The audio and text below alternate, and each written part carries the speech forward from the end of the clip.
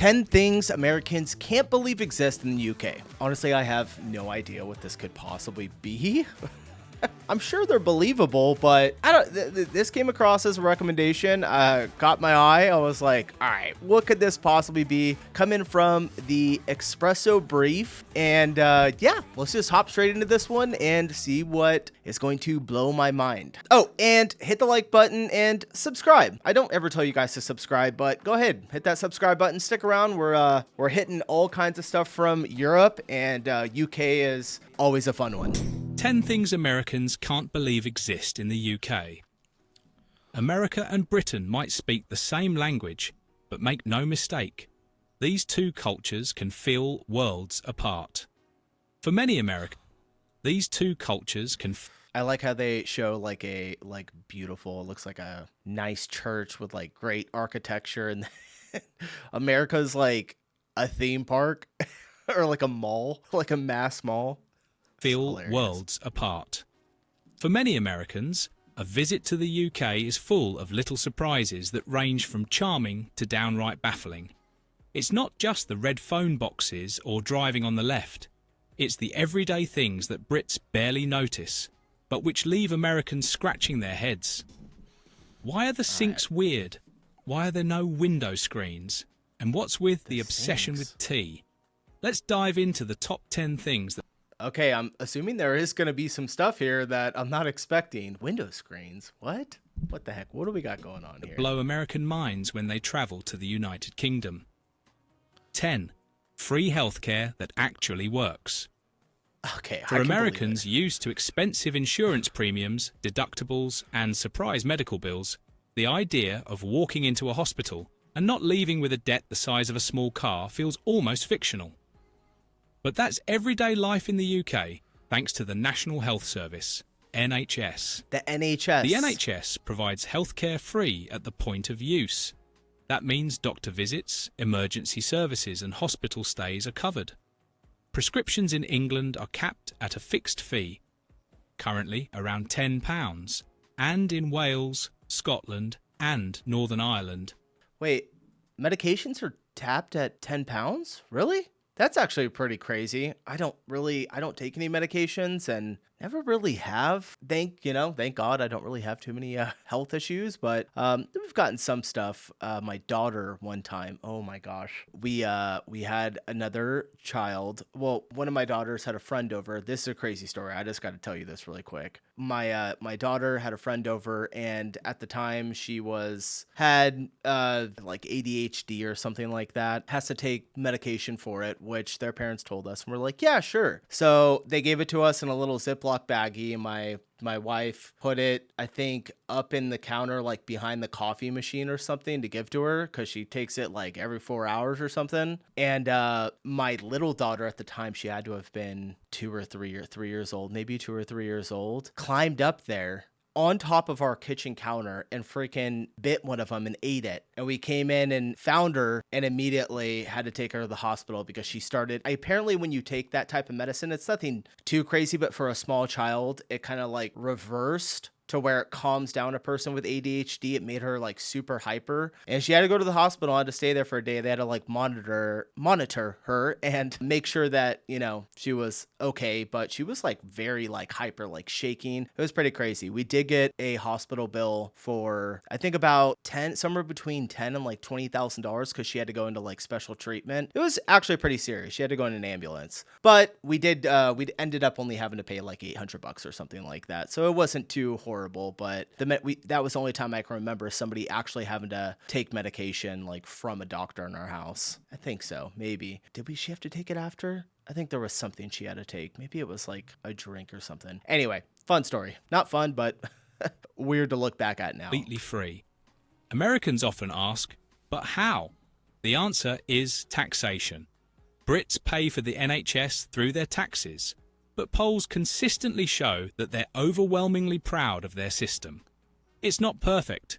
Waiting times can be long, but it means nobody goes bankrupt for needing surgery. Yeah, I have heard that even from a lot of you guys that said that like the wait times can be pretty crazy, like months to get in somewhere, but not always.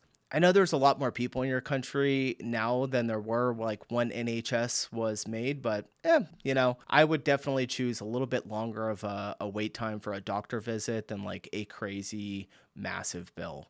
This is like such a hot topic though, so we'll try That's to a just go big past shock this for one. many Americans visiting Britain. 9. Roundabouts and more. Roundabouts. And more American drivers are roundabouts. used to stop signs and traffic lights. But in the UK, you'll find roundabouts and lots of them. In fact, the UK has over 10,000 roundabouts, including the notorious Magic Roundabout in Swindon, which has 5 smaller roundabouts inside a larger one. It's like a traffic What? puzzle that Brits seem to solve effortlessly. To Americans, it's initially terrifying. Yielding, merging and circling all at once. Chaos. But once I will say I've never been in a roundabout that has other roundabouts inside of it, but we have roundabouts. There's literally one right in the center of our city. We drive through all the time, and they're becoming a lot more popular across our country. Probably thanks to you guys and how well they work. I think it like reduces accidents by some astronomical number than traffic lights, but yeah, we've seen them you before. get the hang of it, roundabouts actually reduce accidents and improve traffic flow. That's why they're so common in the UK. And increasingly being adopted in the US too. Still, the Swindon roundabout remains a rite of passage or panic for visiting Americans. 8. Separate hot and cold taps. Why? What? This one never fails to confuse. Walk into an older British home, turn on the sink, and you'll often find 2 separate taps. One for hot water, one for cold. The image he's showing right now, I have one of these too, but it's for like drinking water. It's a water filtration system. I think that's what that is too. Maybe not. I don't. Okay. Maybe it's just like a stock video he found, but we definitely don't have separate faucets for warm and cold. That would be crazy to see. So do you freeze your hands or scald them? There's no happy medium. The reason is partly historical. Old British plumbing systems were designed with I didn't even separate think about hot that. and cold water storage for safety. Mixing the two in a single faucet wasn't standard until more recent decades. Anybody else wash their dishes with like scalding hot water? Like, I don't feel like I'm doing it correctly unless I'm almost burning my hands when I wash the dishes. It's like, well, the soap gets rid of the bacteria. And I'm like, nope, it's got to be boiling hot because I got to get all of it. Even though modern mixer taps are now common in new builds, the classic dual tap setup still exists in countless homes, pubs, and even some hotels. To Americans used to temperature control with one handle, this feels wildly inefficient. But to Brits, it's just tradition. 7. No window screens, just open air. You That's kinda open a crazy. window to let in some fresh air, and boom, bugs. Where are the screens? In most American homes, mesh screens are standard to keep flies, mosquitoes, and other pests out. In the UK, they're surprisingly rare, especially in older homes. I think you guys don't, in the UK, my UK friends that are watching, I know there's people watching from other countries, but y'all don't really get mosquitoes over there too much, right? I think I heard that. I don't know if that's true or not. If we left our windows open with no screens here in Tennessee in the summertime, you would wake up with mosquito bites. You'd be covered in them from like head to toe. Why? Britain simply doesn't have the same bug problem as parts of the US, and the climate has traditionally been mild enough that open windows weren't a major issue. That's changing as summers get hotter and insects become more common, but window screens still aren't the norm. Instead, many Brits rely on fly swatters, patience, or just accepting the occasional uninvited buzzing guest. To Americans, this feels like medieval living. To Brits, it's just how it's always been. 6. Pubs that close shockingly early. Looking for a pint after midnight? In many British towns, you'll be out of luck. Pubs in the UK often call last orders by 11 o'clock, and by 11:30, the lights are off. In the US, bars in big cities can stay open until 2 or even 4 in the morning. I will say not all of us live in big cities. I like how the title says United State. I live in a pretty I don't live in a big city. So, yeah, our restaurants or bars, as we call them, will close fairly early too. I mean, unless it's a weekend, they might stay open to midnight, possibly. But yeah, they're like closed at like 8 o'clock. Everything closes down at 8 in my town. If you go to a major city, though, yeah, some of them will be open till like 2, 4 in the morning. Pubs have long operated on earlier schedules, thanks in part to older I'm sure licensing laws that like, only big recently cities are started probably to like loosen that up. too, right? They stay open late. Some venues now stay open late, especially in cities like London, but the traditional pub still closes before midnight. To Americans used to long nights out, this can be a buzzkill. But to Brits, it's part of the charm. Grab your drink, enjoy a quiet pint, and head home at a reasonable hour. 5. Appliances that look miniature. Ever seen a washing machine in a kitchen? What? Or a fridge barely big enough for a takeaway container? Welcome to the UK. British homes are typically smaller than American ones, so appliances follow suit. Washing machines often live in the kitchen. Fridges are more compact. Ovens, dryers and dishwashers are slimmed down, and garbage disposals are rare. Americans used to sprawling kitchens and walk-in pantries often find this jarring. But Brits value energy efficiency and space savings. I wish there was some visuals here. I want to see how small they are. I feel like these are like just a normal standard Solutions. kitchen. Plus, with grocery shops close by and fewer bulk buying habits, you simply don't need a fridge the size of a smart car. Still, trying to do a week's worth of shopping in a UK fridge? Good luck.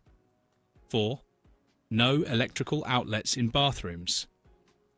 This one seems like a cruel prank to many Americans. You walk into a bathroom, hairdryer in hand, and there's nowhere to plug it in.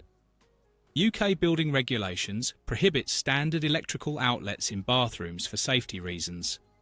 Water and electricity don't mix, and the UK takes that rule seriously. We do have laws against where the outlets are placed. They have to be, I think, on the closest wall, the farthest wall away from where the shower is. And then we also have to have either a fan or a window in the bathroom. But we do have outlets. I get the not having outlets, but I don't know. Small socket for electric shavers, but for anything else, you'll need to dry your hair in the hallway or bedroom. To Americans who are used to fully wired bathrooms, this feels like a massive inconvenience. But to Brits, it's just common sense, and a law that's actually saved lives. 3. The infamous TV license. In the US, public broadcasting is often supported by donations. Think PBS pledge drives and tote bags. That's not true at all. I mean, it never really was. PBS was supported by USA Aid. So now it's probably supported privately after things have changed in our country, but yeah. In the UK, watching live TV or streaming BBC content legally requires a TV license, which currently costs around £160 per year. And yes, it's enforced. License evasion can lead to fines, and enforcement officers really do knock on doors. This system funds the BBC's extensive programming, from news to dramas to documentaries. Isn't that like how you get like state-run news though? When I don't know. I don't want to insult anyone. I feel like this is a weird topic to get on, especially nowadays, like with the way news is, everything that's going on. It's often balk at this idea. You have to pay to watch free TV, but Brits see it as a fair trade-off for high-quality, ad-free content. Oh, and BBC, by the way, the reason I made a BBC comment was because every video that I do where, like, literally I will pull the smallest clip from a show, like we just did Blackadder. Is that how you pronounce it? I think so. I did a reaction to that, put it out, and, like, BBC immediately already is like trying to yank it down. I'm like, it's tiny clips from each episode. Like, come on. They are crazy about their content. That said, the license system is under increasing debate in the streaming age. 2. School uniforms for every age. In the US, school uniforms are mostly reserved for private schools. In the UK, they're standard across the board, from age 4 to 18.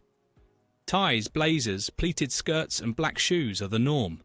It's not just a fashion statement. British schools believe uniforms promote equality, reduce peer pressure, and create a sense of discipline.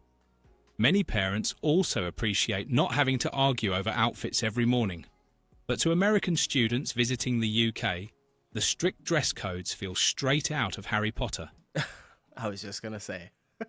I don't mind school uniforms. Like they said, usually for us it's private schools, but I could get on board with kids wearing school uniforms because some of the clothes that kids wear nowadays, I'm like, what is that? And yes, the uniforms sometimes come with crests, houses, and even Latin mottos. Magic not That's included. pretty cool. 1. Hot water taps for tea everywhere. Picture this. You walk into a UK office and there's a tap dedicated to boiling water. Not coffee, not soup, just hot water for tea. In America, you might find a Keurig or drip coffee machine. But in Britain, tea is sacred. Workplaces, train stations and pubs often have hot water dispensers just for brewing a perfect cuppa. Some kitchens even have instant hot water taps installed alongside the regular faucet. Tea is more than a drink. It's a national ritual. Builders drink it. Royals drink it. It's the answer to stress, celebration.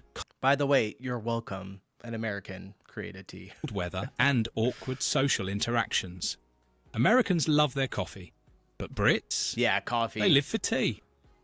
The UK is full of quirky surprises that leave Americans amazed. All right, that was pretty interesting. The separate taps for like cold and hot water. I would imagine that's probably the older homes, but that seems nuts. That seems nuts. Like sometimes you need warm water for something, especially like washing your hands. And you have to go under either really cold or really hot water. That seems wild. But all right, fun video. Hope you guys enjoyed it. I'll see you in the next one. Peace.